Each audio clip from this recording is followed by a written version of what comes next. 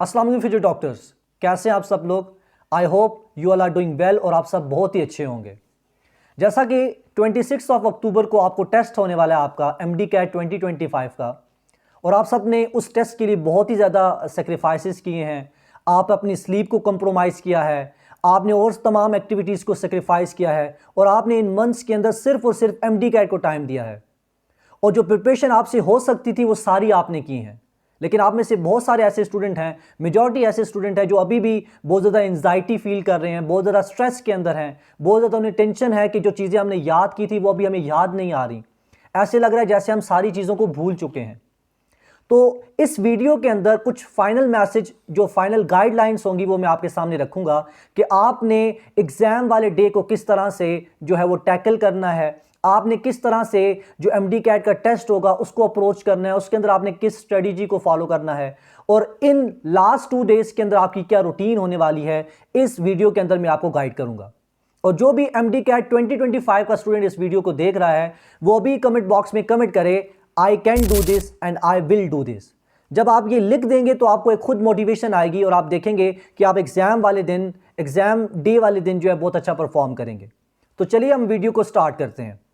I know कि student आप सब ने जो है वो बहुत ज़्यादा प्रिपरेशन की, अपनी तरफ से जो कुछ हो सकता था आपने किया है। इन लास्ट 2 डेज के अंदर आपने बिल्कुल एंजाइटी फ्री रहना है, बिल्कुल टेंशन फ्री रहना है, खुद को रिलैक्स रखना है और अपनी सेहत का बहुत ज़्यादा ख्याल रखना है। क्योंकि अगर आप अपनी सेहत का ख्याल नहीं रखेंगे, अगर आप कुछ हैवी खा लेते हैं या बाहर से कुछ खाएंगे, तो मैंने बहुत सारा ऐसे केसेस देखे हैं कि एग्ज़ाम डे वाले दिन जो है स्टूडेंट हॉस्पिटल के अंदर होते हैं। उसकी वजह क्या होती है? उन्होंने अपनी सेहत का ख्याल नहीं रखा होता।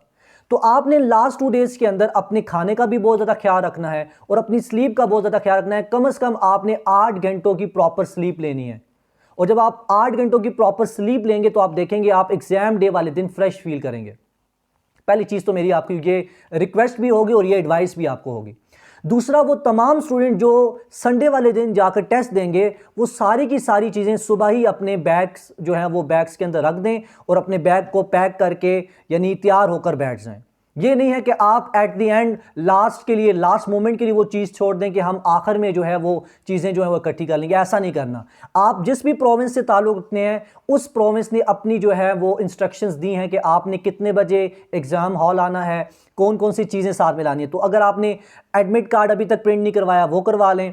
फिर आप अपना जो बे फॉर्म है या CNIC नंबर है या जो लाइन कार्ड है वो अपने पास रख लें। देन उसके बाद अगर आपको प्रोविंस के अंदर क्लिप बोर्ड नहीं दिया जा रहा, पेन नहीं दिया जा रहा, तो बॉल पॉइंट आपने पास रखना है, क्लिप बोर्ड को पास रखना है। और ये सारी चीज़ें आपने कल सुबह के वक्त ही कर लेनी है ताकि आप सुबह ही इन चीज़ों से टेंशन फ्री हो जाएं।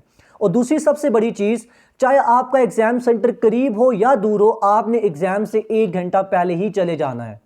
उससे फ़ायदा ये होगा कि at the end last moment के ऊपर कुछ भी पता नहीं चलता, खुदा ना खास्ता कोई एक्सीडेंट हो जाता है या किसी और वजह से ट्रैफिक जैम हो जाती है, तो देन आपका वो जो मेन एग्ज़ाम है उसमें आप लेट हो जाएंगे। तो मेरी आप सबसे यही रिक्वेस्ट है कि आप 1 घंटा जो है वो पहले जाएं। उसके लिए आप ये करें, कल अच्छे से नींद करें। रात के वक्त आपने कोई चीज़ रिवाइज नहीं करनी, कोई MCQ सॉल्व नहीं करना। आप अपना आराम से सो जाएं और सुबह आप नमाज के वक्त उठें, अच्छे तरीके से नमाज पढ़ें, सूरह फतह जो है उसको पढ़ लें और देन फिर अपने एग्ज़ाम सेंटर के लिए निकल जाएं। ठीक है, अपने पास पानी की बॉटल भी रख लें। और जो स्टूडेंट ये सोच रहे हैं कि सर जो चीज़ें हमने याद की थी वो हमें ऐसा लग रहा है जैसे भूल चुके हैं, तो उन सब स्टूडेंट्स के लिए ये चीज़ मैं कहना चाहूँगा कि ऐसा हर स्टूडेंट फील करता है। बिलीव मी, जब मैंने भी टेस्ट दिया था तो उस वक्त मुझे भी ऐसा ही फील हो रहा था जैसे मैंने कुछ पढ़ा ही नहीं है। और ये चीज़ आप भी जानते हैं, मेरा अल्लाह भी जानता है और आपके तमाम टीचर्स भी जानते हैं कि आपसे जो कुछ हो सकता था आपने वो सब किया है। आपने अपनी नाइट्स को सेक्रीफाइस किया है, आपने तमाम इवेंट्स को सेक्रीफाइस किया है जस्ट इस टेस्ट के लिए, इस टेस्ट की प्रिपरेशन के लिए। और याद रखें, आप जब एग्जाम हॉल में टेस्ट दे रहे होंगे तो आप दूसरों को गलत प्रूव नहीं कर रहे होंगे बल्कि अपने आप को राइट प्रूव कर रहे होंगे। तो आपकी ये सोच होनी चाहिए कि मैंने अपने आप के साथ जो वादा किया था, जो मैंने ड्रीम देखा था, उस ड्रीम को मैंने अब पाना है। और ये लास्ट अपॉर्चुनिटी होगी आपके पास जिसमें आप अपने एमडी कैट को क्रैक करके अपने ड्रीम मेडिकल कॉलेज के अंदर जाएंगे। और ये चीज़ भी मैं आपको बता दूं, ये एंड ऑफ द वर्ल्ड नहीं है। ऐसा बहुत होता है कि हम ये सोचते हैं कि अगर ये टेस्ट नहीं होगा तो हमारी ज़िंदगी रुक जाएगी। नहीं, ऐसा नहीं है। मैं आपके सामने एक एग्जांपल बैठा हूं, मैंने भी टेस्ट दिया था, मेरा क्रैक नहीं हुआ था, 171 मार्क्स आए थे, मेरा नहीं हुआ था, मैंने छोड़ दिया था। और आज मैं समझता हूं कि मैं उससे बेटर पोजीशन के ऊपर हूं। तो आपने ये चीज़ बिल्कुल भी सोच अपने माइंड के अंदर नहीं रखनी। आपने जस्ट यही सोचना है कि yes, I can do this and I will do this. जब आपके माइंड के अंदर ये चीज़ होगी, आप पैनिक नहीं करेंगे, आप प्रेशर फ्री होकर, टेंशन फ्री होकर जब एग्जाम हॉल के अंदर जाएंगे, बिलीव मी, आप देखेंगे आपका एग्जाम बहुत ही अच्छा जाएगा। और मैं अक्सर अपने स्टूडेंट्स को ये चीज़ कहता हूं कि एग्जाम, इन कॉम्पिटिटिव एग्जाम्स के अंदर, एमडी कैट के अंदर 70% जस्ट आपका माइंडसेट चेक किया जाता है।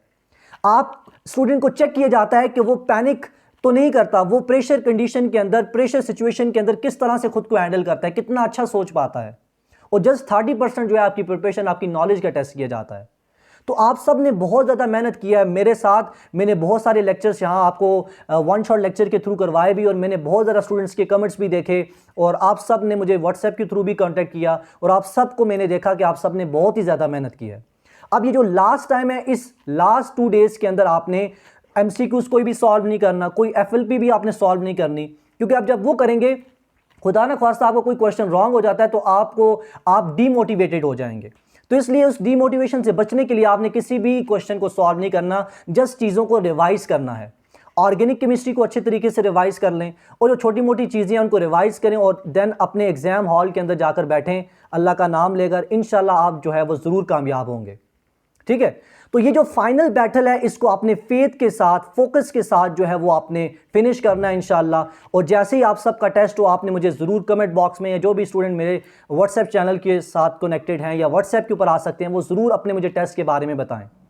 ठीक है, तो मेरी तरफ से आप सबको wish you a very best of luck. मेरी दुआएं हमेशा से आपके साथ थी। यकीन जाने, आज भी जब मैंने जुम्मे की नमाज़ पढ़ी है तो मैंने आप सबके लिए दुआ की है कि अल्लाह पाक मेरे तमाम स्टूडेंट्स को, जो मेरे से पढ़े हुए हैं, जिन्होंने नहीं भी पढ़ा, जो एमडी कैट की तैयारी कर रहे हैं, जिन्होंने मेहनत की है, अल्लाह पाक उन सबको उनका अजर दे, उस मेहनत का जो है उनको सिला दे।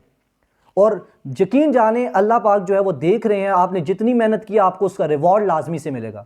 तो बिल्कुल टेंशन फ्री होकर अपना इन 2 डेज को अच्छे तरीके से, कामली, कॉन्फिडेंस के साथ गुजारें, और कॉन्फिडेंस के साथ एग्जाम हॉल के अंदर जाएं और उस एग्जाम को क्रैक करके आएं।